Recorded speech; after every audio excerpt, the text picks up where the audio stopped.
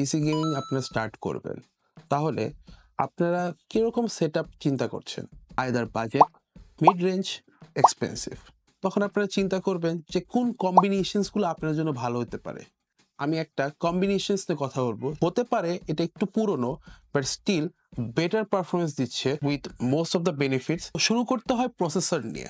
আমরা একটা দিতে পারি Ryzen 5 5600X। সো এটার সাথে রয়েছে 3.7 GHz base clock speed with a maximum boost of 4.6 GHz. Ryzen single করে সবচেয়ে বেটার পারফরমেন্স দিচ্ছে। The 6 core 12 thread processor is a better choice. তো আপনার সেকেন্ড স্টেপ হবে মাদারবোর্ড B550M।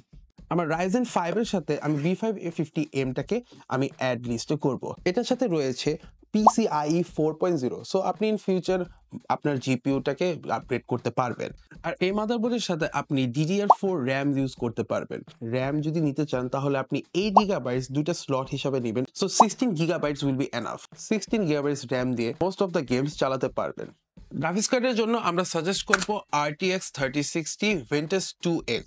গেমিং সেশনে সবচেয়ে বেশি আপনার ব্যবহার হবে গ্রাফিক্সের। এটার মেমোরি সাইজ 12 GB GDDR6। বেঞ্চমার্কগুলো যদি খেয়াল করবেন তাহলে 3060 বেঞ্চমার্ক অবভিয়াসলি স্টিল নাও এটা অনেক ভালো একটা পারফরমেন্স আপনাকে প্রোভাইড করবে। অ্যান্ড আপনি যদি ইন নিয়ার ফিউচার আপগ্রেড করতে চান আপনার জিপিইউকে, তো আমি চেষ্টা করব যে আপনার 3060 দিয়ে স্টার্ট করাটা বেটার অপশন হবে।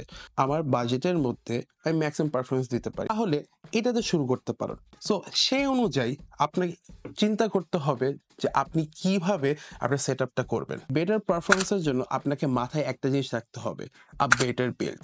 যদি বেটার বিল্ড হয় তাহলে আপনার বেটার পারফরমেন্স পাবেন। সকল প্রোডাক্ট আপনি পেয়ে যাচ্ছেন Ryans.com-এ। Ryans.com-এ ভিজিট করুন আর এই প্রোডাক্টসগুলো সার্চ করে আপনার পছন্দ মতো বিল্ডগুলো আপনি বানিয়ে নিন। আপনি যে বিল্ডে করবেন না কেন, অবশ্যই মাথায় রাখবেন performance is the better option.